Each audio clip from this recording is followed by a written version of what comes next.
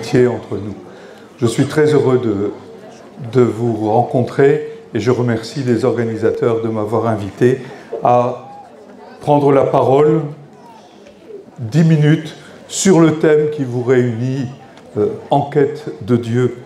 C'est une expression qui pour moi est vitale, en quête de Dieu.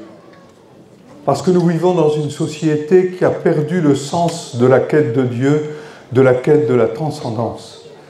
Et quand on perd le sens de la transcendance, l'homme se replie sur lui-même et il devient incapable de vivre en société. Parce que c'est le rapport à l'autre qui est affecté. L'ouverture à Dieu, eh bien, ça permet l'ouverture aux autres. À partir du moment où l'homme ne cherche plus une transcendance, eh bien, il se recroqueville sur lui-même, il se replie de façon individualiste sur ses intérêts et il ne peut plus supporter les autres. Or, nous sommes dans une société aujourd'hui où on ne se supporte plus. On ne supporte plus de rencontrer des gens qui sont différents.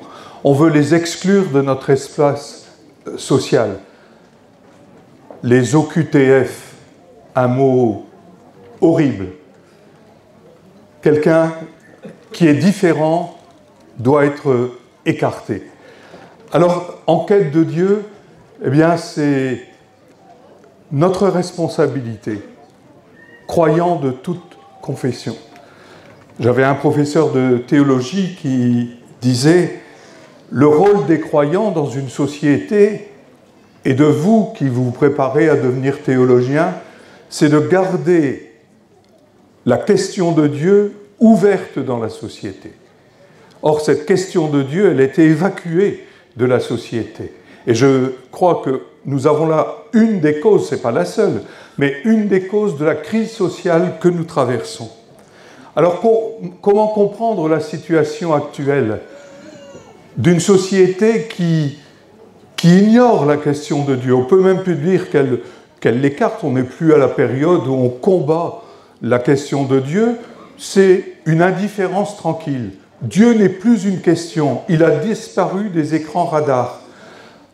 Or, notre responsabilité commune, croyant de diverses confessions, c'est de garder ouverte cette question de Dieu.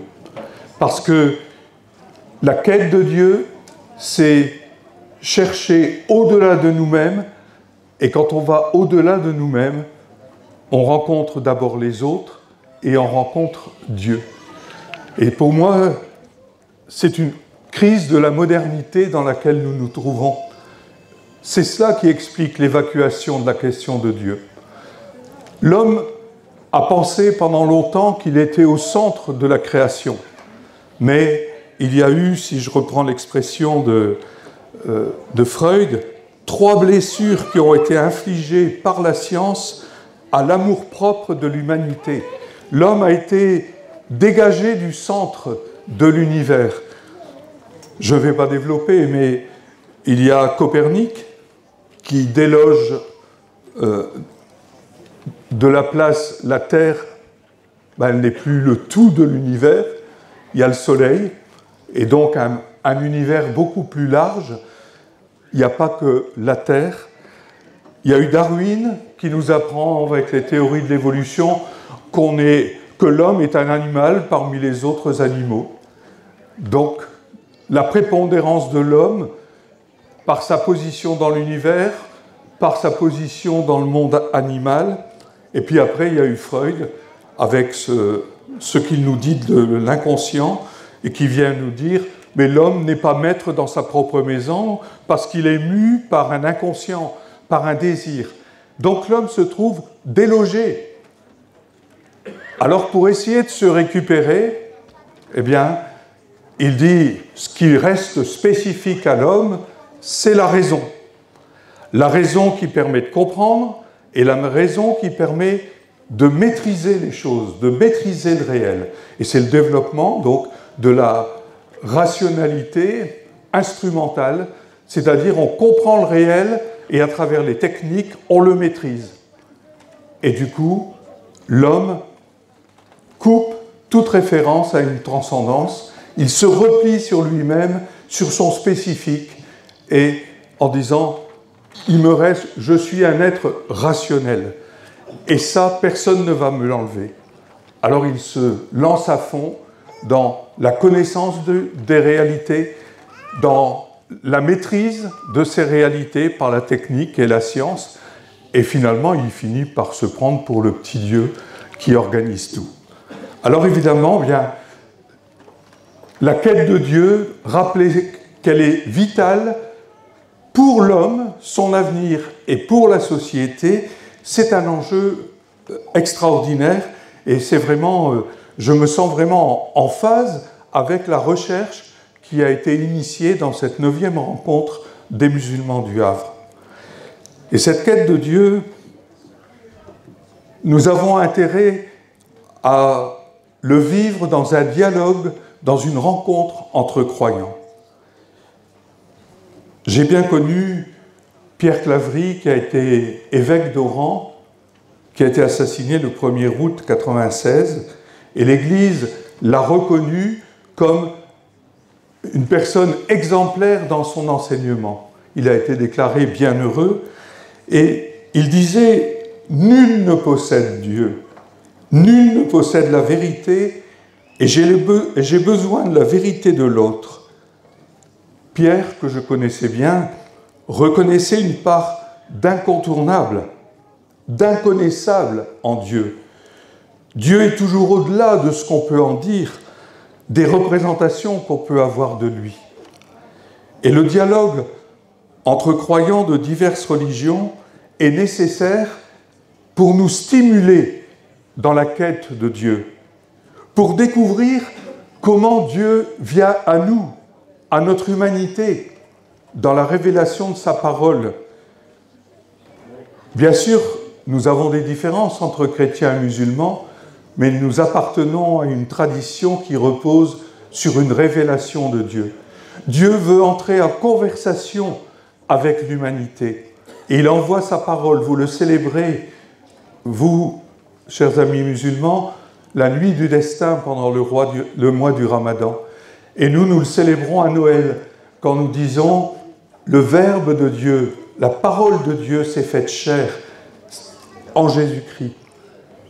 La révélation de Dieu, ce n'est pas nous qui inventons Dieu, qui imaginons Dieu. Nous le laissons venir à nous dans sa parole, et s'il nous adresse la parole, s'il engage conversation avec l'humanité, c'est pour que l'humanité lui réponde. Donc le dialogue entre croyants de diverses religions est nécessaire pour nourrir en nous la quête de Dieu. Dans la foi de l'autre, on peut pressentir des aspects, des angles de vue qui nous avaient échappé et qui vont venir nous enrichir. En tout cas, la rencontre et le dialogue éviteront de caricaturer la foi de l'autre. Poser une part d'inconnaissable en Dieu, ça permet de ne pas avoir trop vite raison sur les autres, de prétendre « j'ai la vérité et je te l'impose ». Nous sommes dans des traditions religieuses différentes, mais nous sommes tous en quête d'un Dieu unique. C'est ça que nous affirmons et qui nous unit très profondément.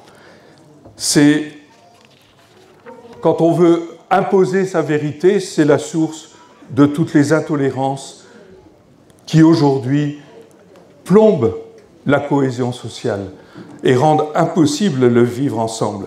Si on refuse l'altérité des croyants, eh bien, on finit toujours par nier l'altérité de Dieu ou l'évacuer. Alors, Pierre Claverie répétait souvent aux catholiques que nous devrions tous avoir des amis musulmans. Pour lui, c'était un chemin sûr pour entrevoir quelque chose de ce que vivent les croyants d'une autre religion. Et pour moi, ça a toujours été une règle de vie depuis que j'étais prêtre à Roubaix, où j'étais vraiment en lien. Tout à l'heure, il y en a qui m'ont téléphoné, des musulmans de l'île Roubaix, en disant « mais c'est extraordinaire ce que les musulmans du Havre font. Nous, on devrait faire ça aussi. » Je dis « tiens qu'à vous, hein.